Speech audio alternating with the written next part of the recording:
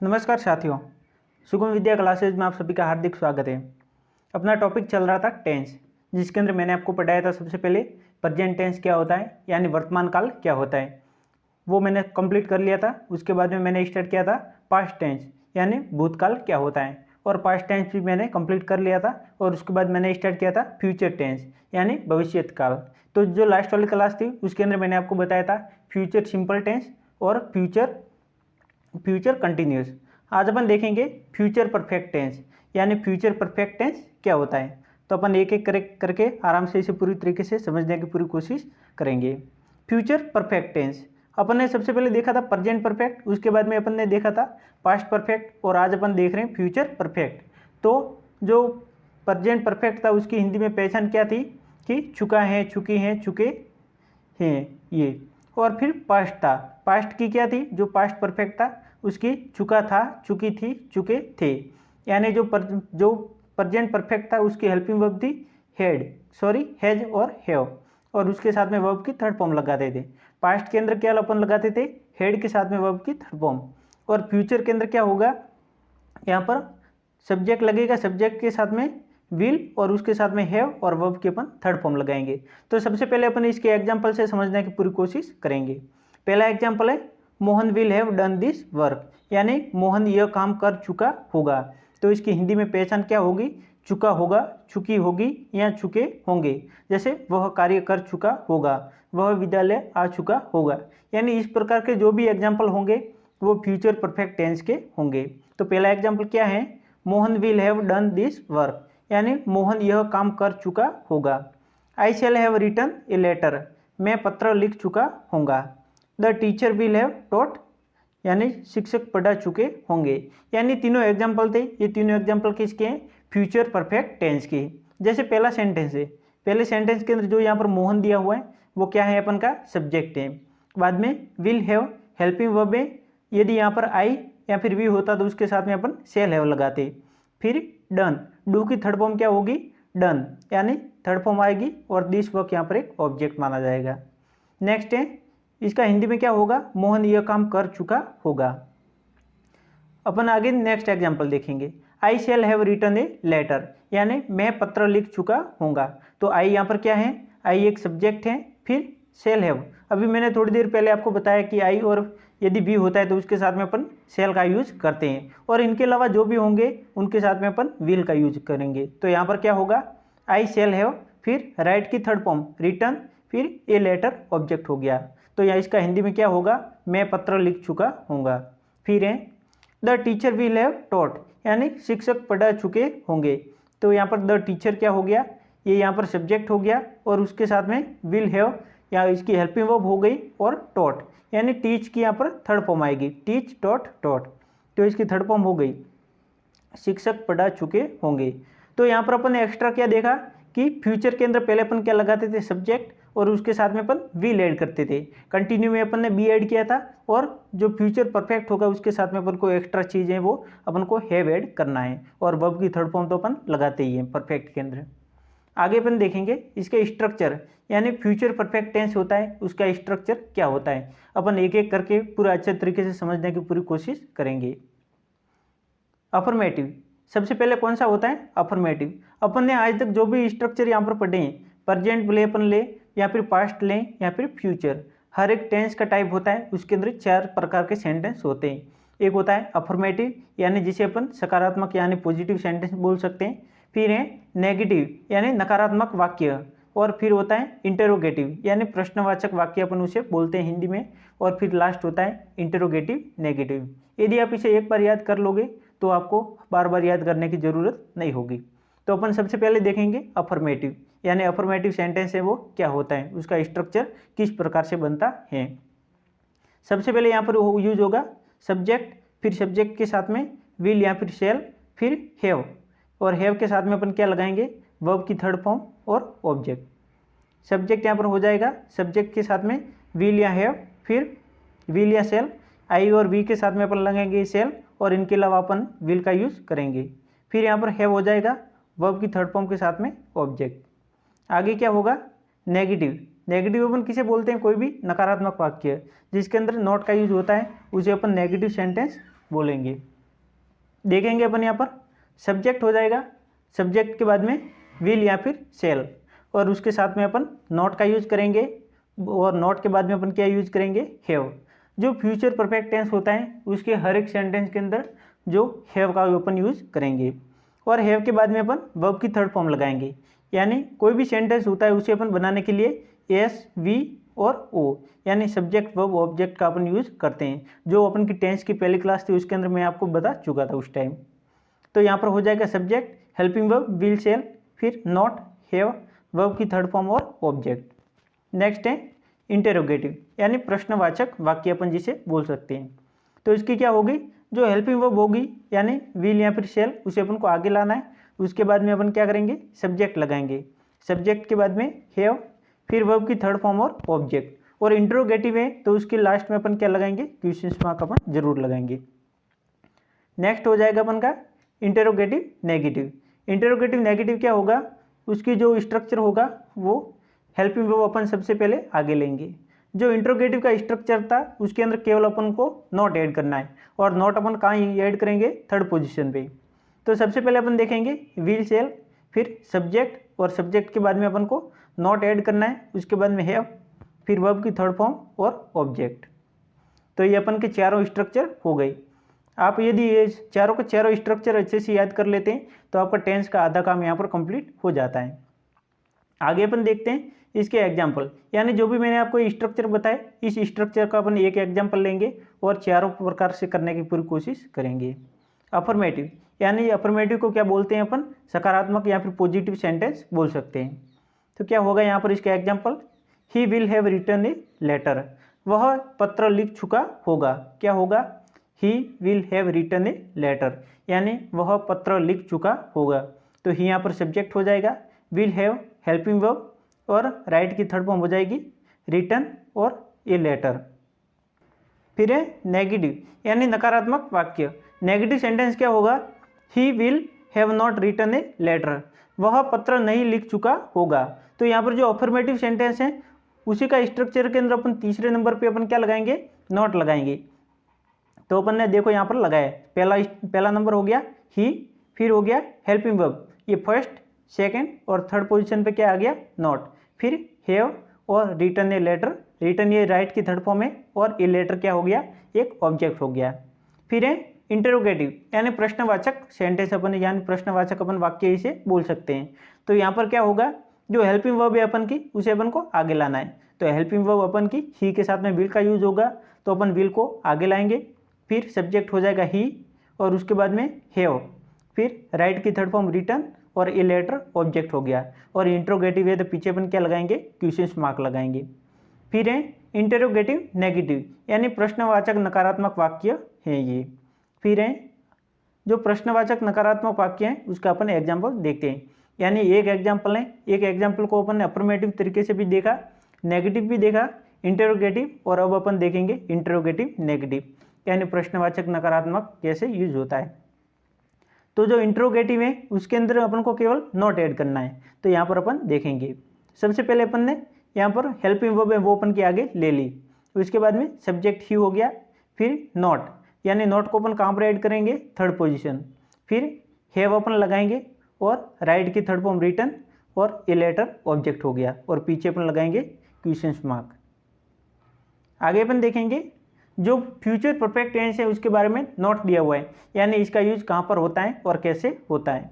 तो अपन इसे नोट को एक बार देखेंगे। हिंदी के वाक्यों में इस टेंस के वाक्य के अंत में चुका होगा, चुकी होगी या फिर चुके होंगे का प्रयोग होता है। यानी हिंदी के जो भी ये सेंटेंस होंगे, जो भी अपन ट्रांसलेट करते हैं, उसके हिंदी के जो सेंटेंस होंगे उसके लास्ट में क्या होगा, या तो चुका होगा या फिर चुकी होगी या फिर चुके होंगे का प्रयोग होता है। जैसे वह खाना खा चुका होगा, वह विद्यालय आ चुका होगा, वह खेल चुका होगा। ऐसे जो भी सेंटेंस होंगे वो कौन से प्रकार के माने जाएंगे, वो फ्यूचर परफेक्ट टेंस के सेंटेंस माने जाएंगे। आगे अपन देखेंगे इसके यूजेज, यानी इसके यूज कहाँ कहाँ पर होते हैं। इस टेंस का प्रयोग ऐसे कार्य के लिए होता है जो भविष्य में किसी निर्धारित समय तक समाप्त हो चुका रहेगा। यानी ऐसा काम जो एक फिक्स टाइम होगा, उस टाइम ड्यूरेशन तक वो क्या होगा, कंप्लीट हो चुका होगा, तो उसे अपन क्या बोलेंगे, उसे अपन फ्यूचर परफेक्ट टेंस बोलेंगे। आगे अपन देखेंगे इसके एग्जाम्पल, यानी जो यहाँ पर रूल्स था वो रूल्स का एग्जाम्पल यहाँ पर होगा। I shall have come back by the evening, यानी आई यहाँ पर सब्जेक्ट हो गया, shall have helping verb, come की थर्ड फॉर्म होती है कम, फिर बैक बाय द इवनिंग ये ऑब्जेक्ट के अंदर माना जाएगा। तो यहाँ इसका हिंदी में क्या होगा, मैं शाम तक लौट चुका होऊंगा, यानी ये यहाँ पर फिक्स टाइम दिया हुआ है कि शाम तक मैं यहाँ पर वापस आ चुका होऊंगा, यानी लौट चुका होऊंगा। नेक्स्ट है all the schools will have closed by tomorrow, यानी कल तक सभी विद्यालय बंद हो चुके होंगे। तो ये दोनों एग्जाम्पल किसके हैं, फ्यूचर परफेक्ट के, और इसके अंदर क्या बताया गया है कि जो भी यहाँ पर काम होगा वो एक टाइम ड्यूरेशन के अंदर कंप्लीट हो चुका होगा। नेक्स्ट अपन देखेंगे इसका सेकंड यूज, यानी दूसरा इसका यूज क्या है। इस टेंस का प्रयोग भविष्य काल की मान्यता यानी एजप्शन या कल्पना, जिसे अपन इमेजिनेशन बोलते हैं, को व्यक्त करने के लिए किया जाता है। यानी या तो कोई मान्यता होती है या फिर कोई इमेजिनेशन होता है, यानी कल्पना होती है, तो उसे यदि व्यक्त करना है तो वहाँ पर भी अपन किसका यूज करेंगे, वहाँ पर भी अपन फ्यूचर परफेक्ट टेंस का यूज करेंगे। You have heard the name of Mahatma Gandhi, यानी क्या होगा यहाँ पर इसका हिंदी में, तुमने महात्मा गांधी का नाम सुना होगा या फिर तुम महात्मा गांधी का नाम सुन चुके होंगे। अपन इस सेंटेंस को दो टाइप से बोल सकते हैं। तो यहाँ पर ये महात्मा गांधी के बारे में तो ये क्या है, एक कल्पना है, यानी एजिप्शन यानी मान्यता भी है, और अपन इसे इमेजिनेशन भी बोल सकते हैं। You have been understand my problem, आप मेरी समस्या समझ गए होंगे या फिर आप मेरी समस्या है उसे समझ चुके होंगे। तो ये दोनों के दोनों एग्जाम्पल थे, जो ये ऊपर सेकंड रूल्स हैं इसके एग्जाम्पल हैं। तो यहाँ पर जो फ्यूचर परफेक्ट टेंस है वो यहाँ पर कंप्लीट होता है। आगे अपन देखेंगे फ्यूचर परफेक्ट कंटिन्यूस, यानी फ्यूचर परफेक्ट कंटिन्यूस टेंस है उसे अपन देखेंगे। तो सबसे पहले अपन इसके एग्जाम्पल देखते हैं, यानी फ्यूचर परफेक्ट कंटिन्यूस टेंस क्या होता है। तो यहाँ पर एग्जाम्पल है, Ram will have been playing since morning, Ram सुबह से खेलता रहेगा, यानी राम है वो सुबह से खेलता रहेगा, यानी इसके हिंदी में पहचान क्या हो गई, ता रहेगा, ती रहेगी या फिर ते रहेंगे। जैसे वह आता रहेगा, वह जाता रहेगा, यानी भविष्य के बारे में यानी फ्यूचर के बारे में यहाँ पर बात होगी। तो यहाँ पर क्या है, राम यहाँ पर सब्जेक्ट हो गया, विल हैव बीन यहाँ पर हेल्पिंग वर्ब है, हेल्पिंग वर्ब इसके अंदर क्या ऐड होगी, जो फ्यूचर के अंदर विल लगता है वो, और साथ में क्या लगेगा हैव, और यहाँ पर एक्स्ट्रा एक लगेगी बीन। फिर वर्ब के यहाँ पर अपन फोर्थ फॉर्म लगाएंगे। फोर्थ फॉर्म बोले तो मतलब वर्ब की फर्स्ट फॉर्म के साथ में अपन आईएनजी भी बोल सकते हैं और अपन इसे फोर्थ फॉर्म भी बोल सकते हैं। फिर अपन सिंस यहाँ पर लगाएंगे और मॉर्निंग, यहाँ पर सिंस का भी यूज होता है, और अपन सिंस की जगह यदि फॉर का भी यूज करें तो भी अच्छा रहता है। मॉर्निंग, राम सुबह से खेलता रहेगा। नेक्स्ट अपन देखेंगे, I shall have been working from 2008, मैं 2008 से काम करता रहूँगा, यानी मैं कब से काम कर रहा हूँ, मैं 2008 से काम यहाँ पर करता रहूँगा। तो यहाँ पर अपन जो सिंस है, सिंस की जगह अपन फ्रॉम भी यहाँ पर यूज कर सकते हैं। ऐसा यहाँ पर जरूरी नहीं है इसके अंदर का अपन सिंस ही यूज करें, बल्कि यहाँ पर सिंस की जगह अपन फ्रॉम का भी यूज कर सकते हैं। नेक्स्ट है, the teacher will have been teaching, यानी शिक्षक पढ़ाते हुए रहेंगे, यानी टीचर है वो हमेशा हमें क्या करेंगे, वो पढ़ाते रहेंगे, यानी यहाँ पर भी ये फ्यूचर की बात की गई है। नेक्स्ट अपन यहाँ पर देखेंगे कि फ्यूचर जो परफेक्ट कंटिन्यूस टेंस है उसके स्ट्रक्चर, यानी उसका स्ट्रक्चर क्या होता है। स्ट्रक्चर यानी कोई भी सेंटेंस बनता है वो एक स्ट्रक्चर के अनुसार ही बनता है। तो सबसे पहला होगा यहाँ पर जो अफर्मेटिव, तो अफर्मेटिव का अपन स्ट्रक्चर देखेंगे। अफर्मेटिव के अंदर क्या आएगा, सबसे पहले सब्जेक्ट, और सब्जेक्ट के साथ में विल या फिर शैल, फिर हैव बीन, और वर्ब की फोर्थ फॉर्म। वर्ब की फोर्थ फॉर्म यानी वर्ब की फर्स्ट फॉर्म के साथ में अपन आईएनजी भी बोल सकते हैं, या फिर वर्ब की फोर्थ फॉर्म भी अपन इसे बोल सकते हैं। फिर अदर वर्ड्स यानी जो ऑब्जेक्ट होता है वो।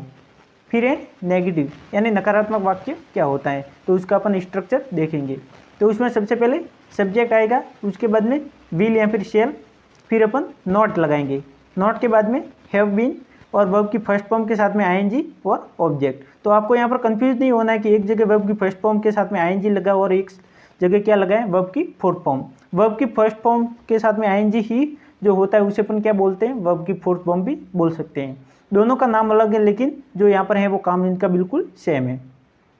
फिर है इंट्रोगेटिव, यानी प्रश्नवाचक वाक्य।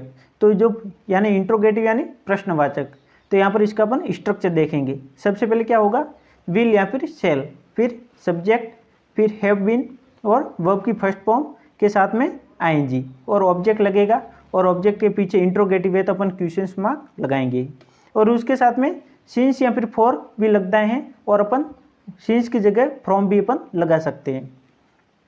फिर है इंट्रोगेटिव नेगेटिव यहाँ पर होगा, इंट्रोगेटिव नेगेटिव। हाँ, तो यहाँ पर क्या होगा, विल या फिर शेल, फिर सब्जेक्ट और नॉट अपन को लगाना है। नॉट लगाएंगे, उसके बाद में हैव बीन और वर्ब की फर्स्ट फॉर्म के साथ में आईएनजी और ऑब्जेक्ट, और उसके पीछे अपन सिंस फॉर भी लगा सकते हैं और ऑब्जेक्ट, सॉरी उसके बाद में क्या होगा, टाइम होगा। आगे अपन देखेंगे इसके बारे में। नॉट है, नॉट क्या है, हिंदी के वाक्यों में इस टेंस की क्रियाओं के अंत में ता रहूँगा, ती रहेगी या फिर ता रहेगा या फिर ती रहेगी, यानी ये बार बार रिपीट हुए, या फिर ते रहेंगे इत्यादि लगे रहते हैं। और क्रियाओं के पहले पीरियड ऑफ टाइम यानी सिंस या फिर फॉर का अपन यूज़ वहाँ पर करते हैं, या फिर पॉइंट ऑफ टाइम रहता है, जो मैंने आपको बताया कि सिंस और फॉर का यूज़ कहाँ पर होता है वो। यदि आपने उसका यूज़ अभी तक नहीं देखा है तो मैंने पहले जो भी क्लास मैंने ली है वहाँ पर मैंने आपको अच्छे से एक्सप्लेन किया है, तो यदि आपको अभी तक समझ में नहीं आया तो वहाँ जाके आप अच्छे से देख सकते हैं। एक और यहाँ पर इसका रूल है, वो अपन देखेंगे। To express actions to be continued by the a certain point of time in the future, यानी भविष्य में कुछ समय पूर्व से या किसी निर्धारित समय से या कुछ समय तक लगातार किसी कार्य व्यापार के जारी रहने का बोध कराने के लिए इस टेंस का प्रयोग होता है।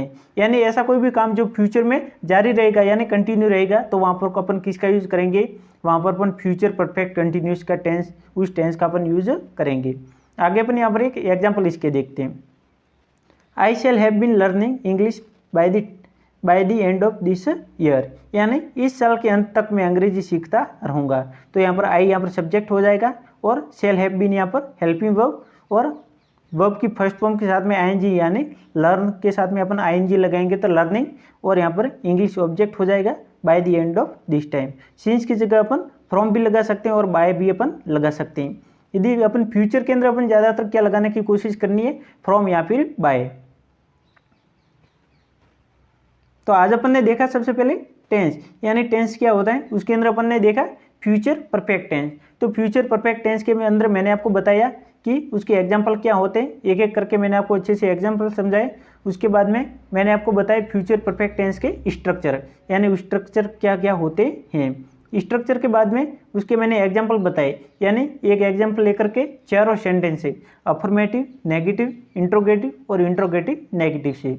उसके बाद में मैंने आपको बताया नॉट, यानी कि जो हिंदी के जो फ्यूचर परफेक्ट टेंस होगा उसके हिंदी के सेंटेंस होंगे, उनके लास्ट में क्या होगा, चुका होगा, चुकी होगी या फिर चुके होंगे का प्रयोग होता है।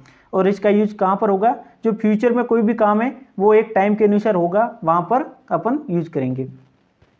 उसके बाद में एक सेकंड यूज था जो एजप्शन यानी जो मान्यता होती है या फिर इमेजिनेशन यानी कल्पना होती है, वहाँ पर भी अपन फ्यूचर परफेक्ट टेंस का यूज करते हैं। उसके बाद में मैंने आपको बताया फ्यूचर कंटिन्यूस टेंस, यानी फ्यूचर कंटिन्यूस टेंस का यूज कहाँ पर होता है। तो वहाँ पर मैंने आपको एग्जाम्पल बताए, जैसे I shall have been working from 2008, यानी मैं 2008 से यहाँ पर काम करता रहूँगा। तो ये एग्जाम्पल किसका है, ये फ्यूचर परफेक्ट कंटिन्यूस का एग्जाम्पल है। उसके बाद में अपन ने स्ट्रक्चर देखे, तो स्ट्रक्चर इसके जो भी थे, जैसे अफर्मेटिव का था, अफर्मेटिव का क्या था, सब्जेक्ट प्लस शैल या फिर विल, और उसके साथ में हैव बीन प्लस वर्ब की फोर्थ फॉर्म यानी वर्ब की फर्स्ट फॉर्म के साथ में आईएनजी और ऑब्जेक्ट। उसके बाद में अपन ने देखा कि जो टेंस होता है, इसके जो हिंदी के सेंटेंस होते हैं उसकी पहचान क्या होती है। तो इसके हिंदी के जो भी टेंस होंगे उसके पीछे ता रहूँगा, ती रहेंगी या फिर ते रहेंगे का यूज होगा। और जो पीरियड ऑफ टाइम और पॉइंट ऑफ टाइम, यानी जो सिंस और अपन फोर आगे लगाते थे, जैसे प्रेजेंट परफेक्ट कंटिन्यूस में अपन क्या लगाते थे, सिंस और फोर लगाते थे, और पास्ट परफेक्ट कंटिन्यूस के अंदर भी अपन सिंस और फोर का यूज करते थे। लेकिन अपन को यहाँ पर क्या करना है, जो सिंस है सिंस की जगह या तो अपन बाय का यूज करेंगे या फिर फ्रॉम का यूज करेंगे, और जो पॉइंट ऑफ टाइम होता है वहाँ पर अपन फॉर का यूज करेंगे। उसके बाद में मैंने बताया आपको कि यहाँ पर जो भविष्य में जो भी काम होगा, फ्यूचर में जो भी काम होगा वो फ्यूचर में कंटिन्यू जारी रहेगा, तो वहाँ पर अपन फ्यूचर परफेक्ट कंटिन्यूस टेंस का यूज करेंगे। जैसे एक एग्जांपल था, I shall have been learning English by the end of this year, यानी इस साल के अंत तक मैं अंग्रेजी सीखता रहूँगा। तो यहाँ पर ये जो भी टेंस थे वो आज यहाँ पर कंप्लीट होते हैं, और कल जो अपना एक नेक्स्ट वीडियो होगा उसके अंदर मैं टेंस का आपको एक चार्ट बताऊँगा, यानी तीनों के तीनों टेंस वहाँ पर साथ में होंगे और जो टेंस होंगे जितने भी आज तक मैंने करवाए उन्हें मैं आपको एक अच्छे तरीके से रिवीजन करवाऊंगा। तो यदि आप हमारे यूट्यूब चैनल पर पहली बार आएँ तो इसे सब्सक्राइब जरूर कर लें, और यदि वीडियो को अभी तक आपने लाइक नहीं किया है तो इसे लाइक भी जरूर कर लें। Thank you so much for watching the video. Click the subscribe button to my channel, press the YouTube bell icon and don't miss updates. Thank you.